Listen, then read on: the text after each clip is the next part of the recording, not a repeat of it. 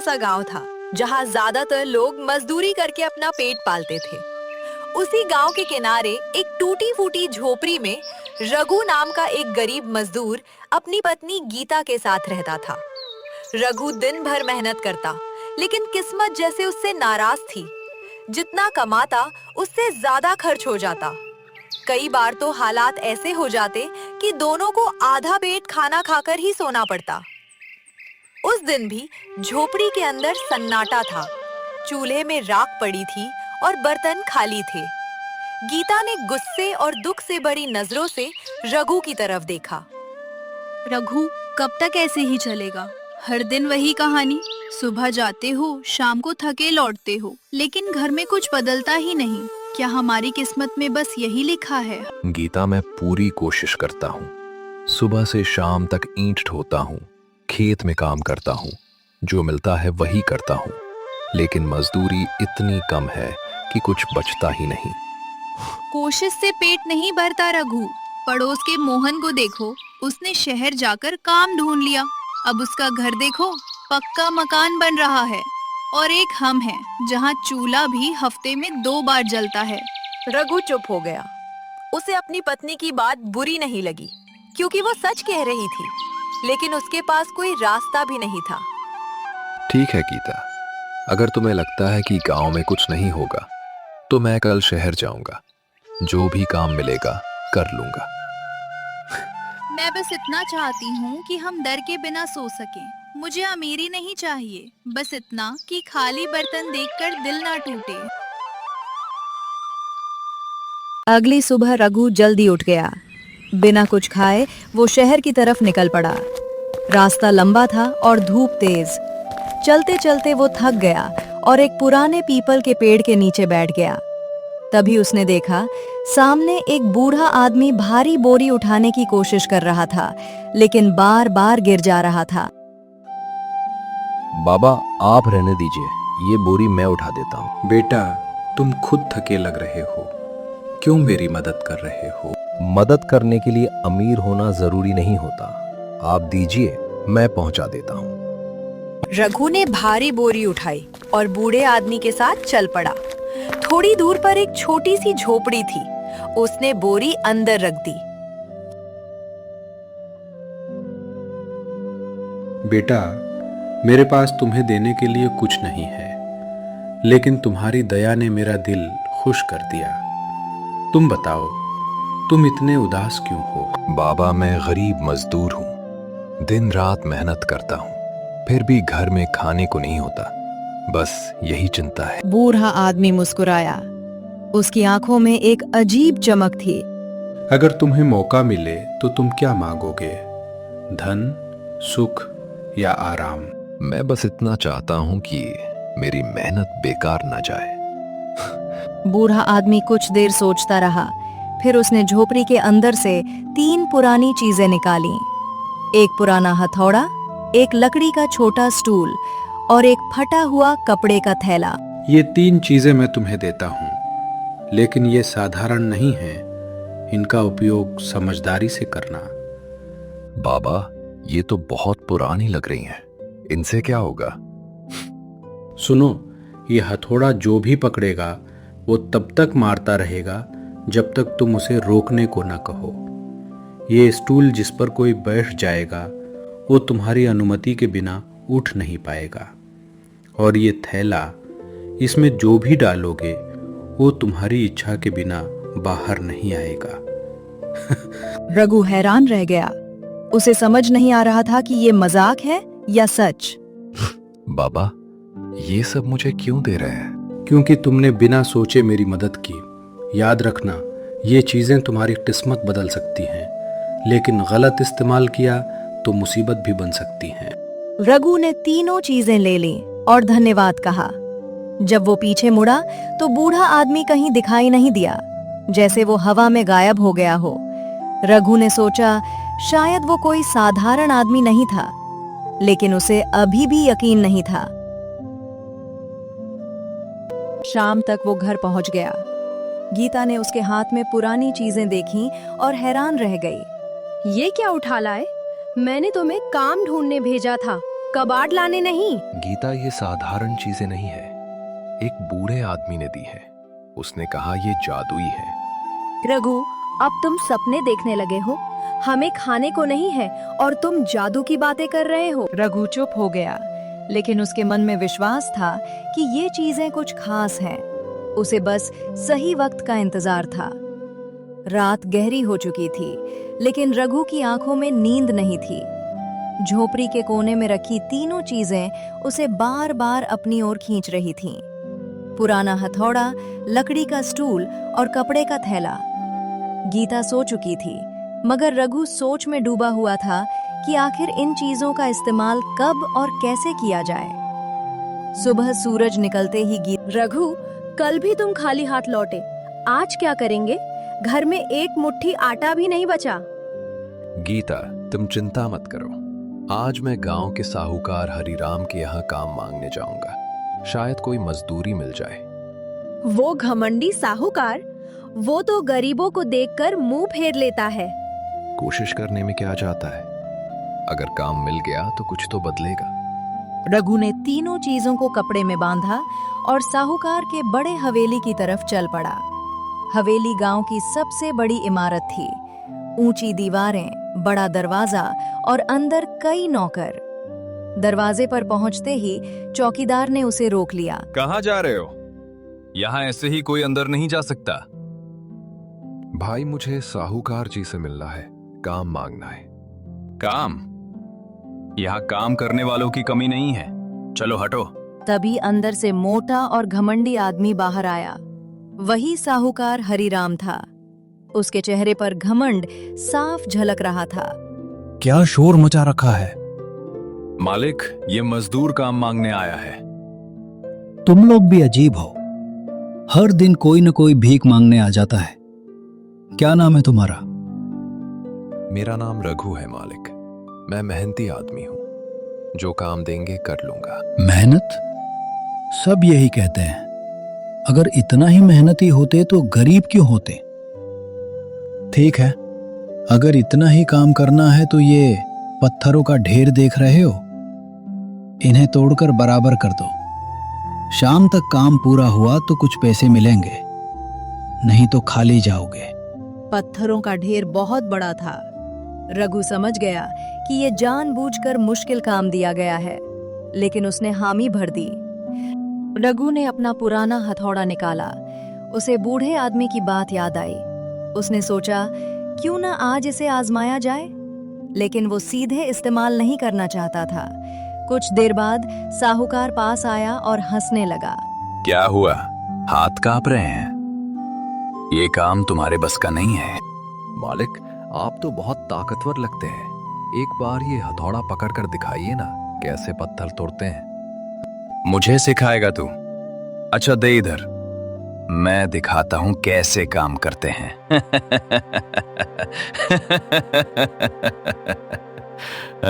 जैसे ही हरिराम ने हथौड़ा पकड़ा, वो जोर जोर से पत्थर तोड़ने लगा। शुरू में वो हंस रहा था, लेकिन कुछ देर बाद उसका चेहरा बदल गया। अरे ये क्या? मेरे हाथ रुक क्यों नहीं रहे? मालिक, आप तो बहुत ताकतवर हैं। थोड़ी देर और कर लीजिए। मजाक मत करो, मेरे हाथ दुख रहे हैं। यह हथौड़ा छोड़ भी नोच पा रहा हूं। साहूकार लगातार पत्थर तोड़ता रहा। पसीना बहने लगा। नौकर भी हैरान थे। मालिक, अभी तो काम आधा भी नहीं हुआ। आप ही तो बोले थे शाम तक करना है। आखिरकार साहूकार थक कर चूर हो गया। बस बस, मैं हार गया।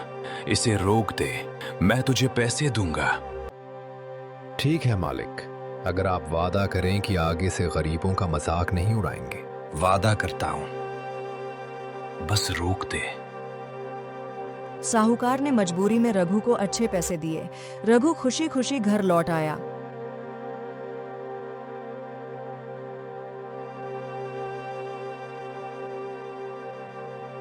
आज तुम पैसे लेकर आए, ये कैसे हुआ? बस गीता, किस्मत ने साथ दिया। अब धीरे धीरे सब बदल जाएगा।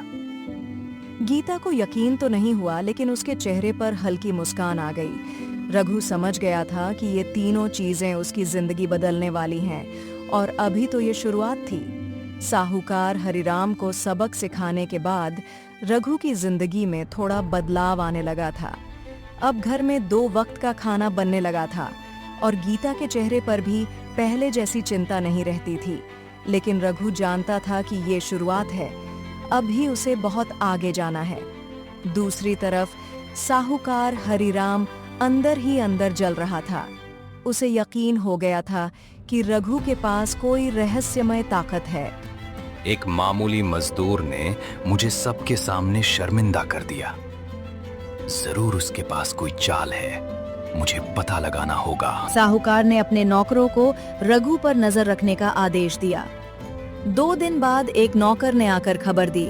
मालिक, मैंने देखा है कि रघु हमेशा एक पुराना थैला और लकड़ी का छोटा स्टूल साथ रखता है।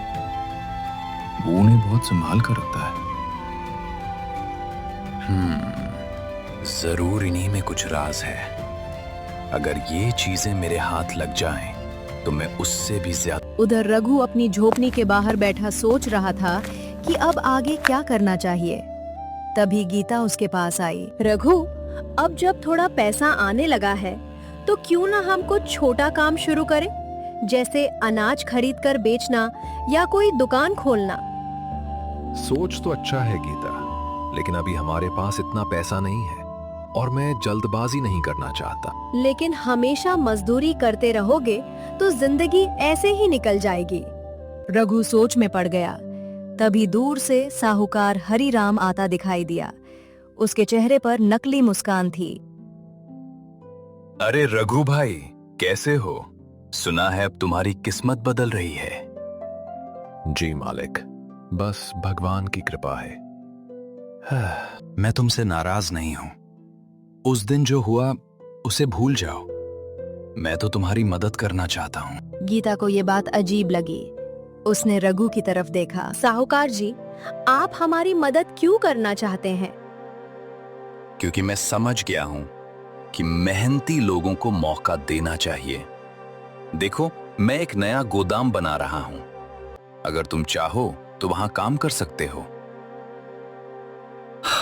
कैसा काम? बस अनाज की बोरियां संभालनी है। और हां, आज शाम को मेरे हवेली आ जाना। मैं तुम्हें काम समझा दूंगा। रघु को थोड़ा शक हुआ, लेकिन उसने हाँ कर दी। शाम को वो अपना थैला और स्टूल लेकर हवेली पहुंचा। अंदर बड़ा आंगन था। हरिराम ने उसे बैठने के लिए कहा। आओ रघु, यहां बैठो।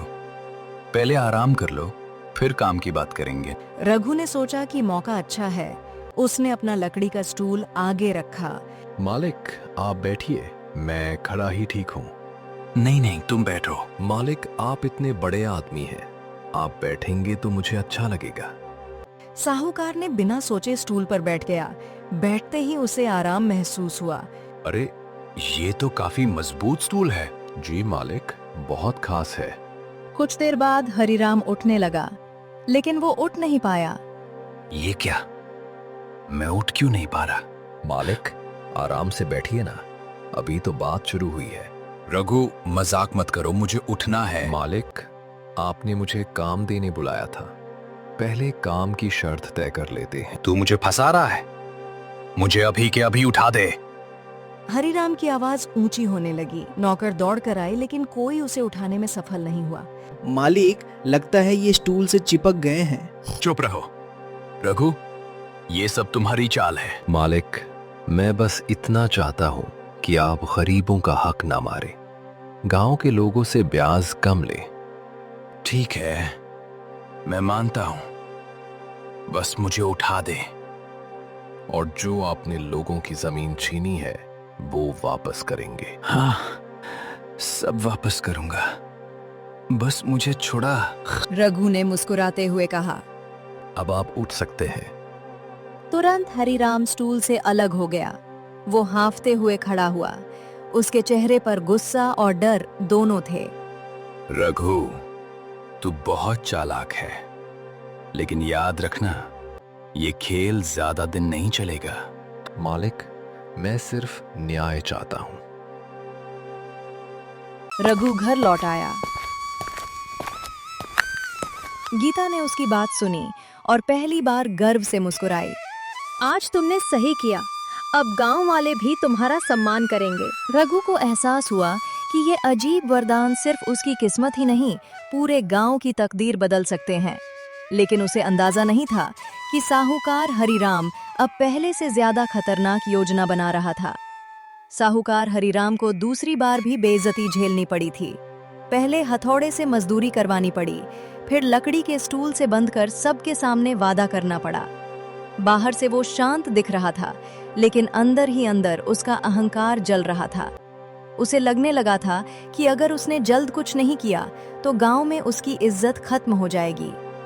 उस रात हवेली के अंदर हरिराम अपने खास आदमी बलदेव के साथ बैठा था। बलदेव, वो रघु साधारण आदमी नहीं है। उसके पास कोई रहस्यमयी चीजें हैं। जब तक वो चीजें उसके पास हैं, मैं उसे नहीं हरा सकता। मालिक, मैंने भी सुना है कि वो हमेशा एक पुराना थैला साथ रखता है।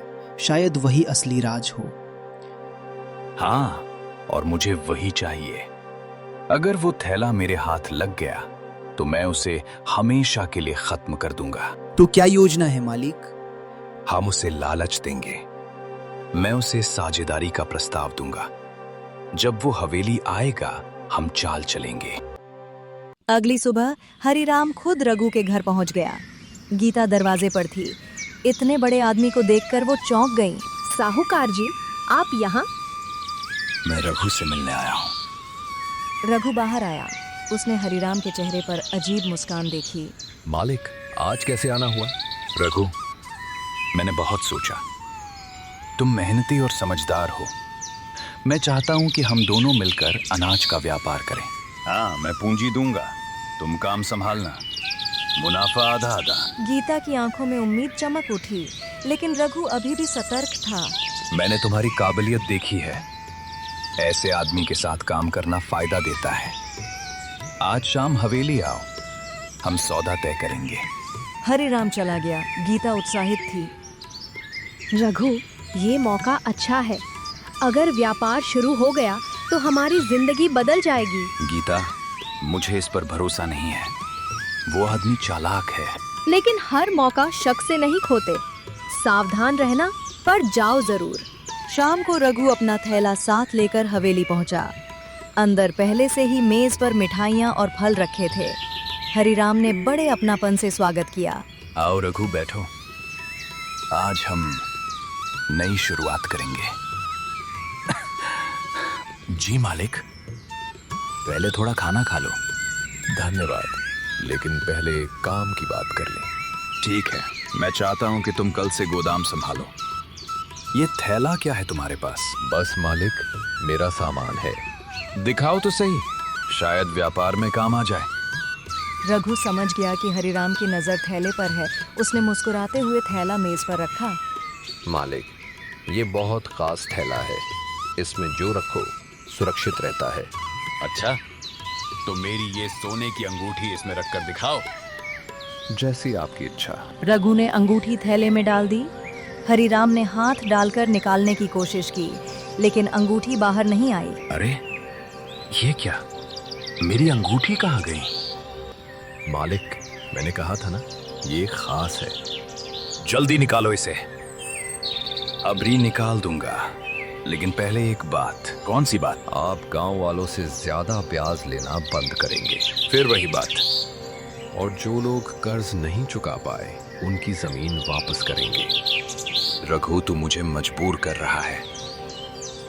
ठीक है, मैं मानता हूँ। बस अंगूठी दे दे। हरिराम परेशान हो गया। अंगूठी बहुत कीमती थी। मैं सिर्फ न्याय मांग रहा हूँ और लिखित में वादा करेंगे। ठीक है, जो कहेगा करूंगा। हरिराम ने मजबूरी में कागज पर लिख दिया। रघु ने मुस्कुराकर कहा। अब देखिए। उसने थैले में हाथ डाला और अंगूठी निकालकर हरिराम को दे दी। हरिराम हैरान रह गया। ये सच में जादू है? नहीं मालिक, ये भरोसे की ताकत है। रघु वहां से चला गया। हवेली के अंदर हरिराम का चेहरा गुस्से से लाल हो गया। अब बहुत हो गया। उसने मुझे तीसरी बार बेइज्जत किया है। अब मैं उसे खत्म करके ही दम लूंगा। लेकिन मालिक, वो बहुत चालाक है। इस बार मैं सीधे नहीं जाऊंगा। मैं उसे ऐसा लालच दूंगा कि वो खुद मेरे जाल में आए। उधर रघु घर पहुंचा। गीता इंतजार कर रही थी। क्या हुआ, सौदा हुआ? नहीं, लेकिन आज आखिरी चाल चल दी। अब वो जरूर कुछ बड़ा करेगा। तुम्हें डर नहीं लगता? डर तो है, लेकिन अब पीछे नहीं हट सकता। अगर मैं झुक गया तो गांव वाले फिर से दब जाएंगे। रात गहरी हो गई। हवा में अजीब सन्नाटा था। रघु को महसूस हो रहा था कि अब असली परीक्षा आने वाली है। हरिराम का अहंकार अब बदले में बदल चुका था और वो कोई बड़ी चाल चलने वाला था। रात भर रघु को नींद नहीं आई। उसे महसूस हो रहा था कि अब साहूकार हरिराम कोई बड़ी चाल चलने वाला है। गीता भी बेचैन थी, लेकिन रघु ने उसे भरोसा दिलाया कि अब जो भी होगा वो संभाल लेगा। सुबह होते ही गांव में खबर फैल गई कि साहूकार हरिराम ने पूरे गांव के लोगों को हवेली में बुलाया है। रघु भी गीता के साथ वहां पहुंचा। हवेली का आंगन लोगों से भरा था। हरिराम ऊंची कुर्सी पर बैठा था। चेहरे पर घमंड साफ झलक रहा था। गांव वालों, आज मैं एक बड़ा फैसला करने जा रहा हूं। तुम सब जानते हो कि रघु ने मुझे कई बार चुनौती दी है। उसने मेरे काम में दखल दिया, मेरी इज्जत के साथ खेला और मुझे मजबूर किया कि मैं अपने नियम बदलूं। लेकिन आज मैं उसे एक आखिरी मौका देता हूं। अगर वो मुझे हरा दे तो मैं अपनी आधी संपत्ति गांव वालों में बांट दूंगा, और अगर वो हार गया तो उसे हमेशा के लिए मेरा नौकर बनना होगा। गांव वालों में हलचल मच गई। लोग एक दूसरे को देखने लगे। गीता ने घबराकर रघु का हाथ पकड़ लिया। रघु, ये चाल है। वो तुम्हें फंसाना चाहता है। तुम मना कर दो। हमें किसी से लड़ने की जरूरत नहीं है। हमने थोड़ी खुशियां पाई हैं। मैं नहीं चाहती कि सब खतरे में पड़े। गीता, अगर मैं आज पीछे हट गया तो वो फिर से गांव वालों को दबाएगा। मैं लड़ाई के लिए नहीं जा रहा, मैं सिर्फ सच को जीतने दे रहा हूं। रघु आगे बढ़ा और हरिराम के सामने खड़ा हो गया। मालिक, मैं आपकी शर्त मानता हूं, लेकिन मुकाबला कैसा होगा? बहुत आसान। ये 3 संदूक हैं। एक में सोना है, एक में पत्थर और एक खाली है। अगर तुम सही संदूक चुनोगे तो जीत तुम्हारी, लेकिन अगर गलत चुना तो तुम्हें मेरी शर्त माननी होगी। 3 बड़े संदूक सामने रखे गए। देखने में तीनों बिल्कुल एक जैसे थे। रघु ने ध्यान से देखा। उसे समझ आ गया कि ये चालाकी है। तभी उसने अपने पुराने थैले को हल्के से पकड़ा और मुस्कुराया। मालिक, क्या मैं संदूक खोलने से पहले एक शर्त रख सकता हूं? अब क्या नई चाल चलेगा? बस इतनी कि आप खुद मेरे पास आकर खड़े हो जाएं, ताकि सबको साफ दिखे कि मैं कोई धोखा नहीं कर रहा, और आप खुद अपनी आंखों से देखें कि मैं कौन सा संदूक चुनता हूं। ठीक है, मैं आ जाता हूं। मुझे डर नहीं। हरिराम रघु के पास आ गया। रघु ने मौका देखकर अपना थैला नीचे रखा। मालिक, आप थोड़ा झुककर देखिए ताकि गांव वालों को भी साफ दिखाई दे। ये आखिरी फैसला है, इसलिए मैं चाहता हूं कि कोई शक न रहे। जैसे ही हरिराम झुका, रघु ने तेजी से उसका हाथ पकड़कर थैले के अंदर डाल दिया। अरे, ये क्या कर रहा है तू? मेरा हाथ बाहर नहीं निकल रहा। मालिक, आपने खेल शुरू किया था, अब नियम मेरे हैं। जब तक मैं ना चाहूं, आपका हाथ इस थैले से बाहर नहीं आएगा। रघु, ये धोखा है। मुझे तुरंत छोड़। तू जानता नहीं, अगर मैं नाराज हुआ तो तेरा सब कुछ खत्म कर दूंगा। मालिक, मैं आपको नुकसान नहीं पहुंचाना चाहता, लेकिन आप हर बार घमंड में आकर दूसरों को डराते हैं। आज आपको समझना होगा कि ताकत हमेशा पैसे से नहीं होती। ठीक है, तू क्या चाहता है? बोल, मैं मानने को तैयार हूं। बस मेरा हाथ निकाल दे। ये दर्द अब सहा नहीं जा रहा। पहली बात, आप गांव वालों के सारे कर्ज माफ करेंगे। दूसरी बात, जिनकी जमीन आपने छीनी है वो वापस देंगे। तीसरी बात, आप खुद सबके सामने माफी मांगेंगे और आगे से ईमानदारी से व्यापार करेंगे।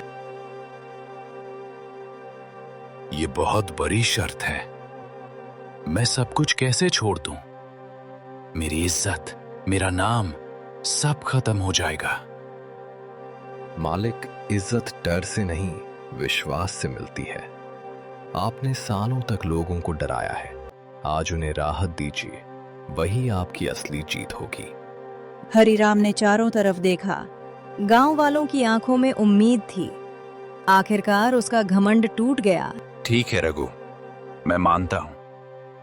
आज से किसी गरीब पर अत्याचार नहीं होगा।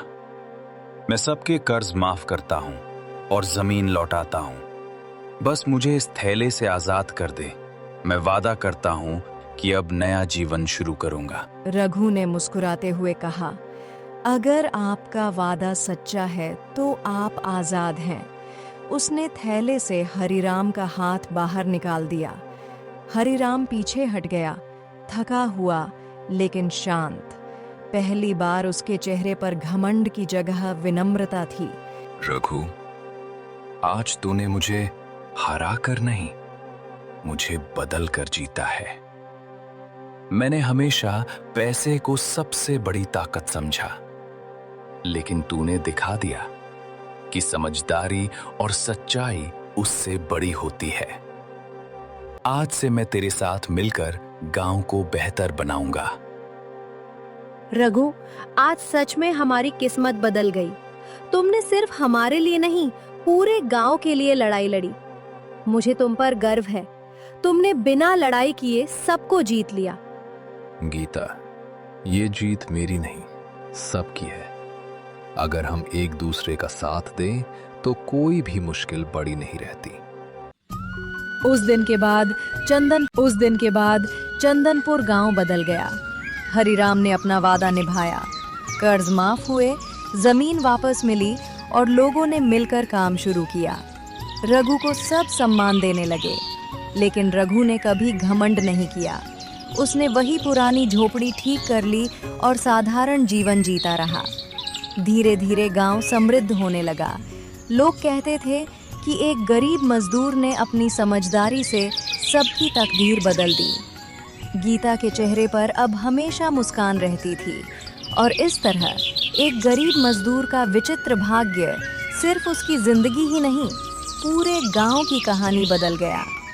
ये कहानी याद दिलाती है कि असली ताकत धन में नहीं, बुद्धि, धैर्य और सच्चाई में होती है।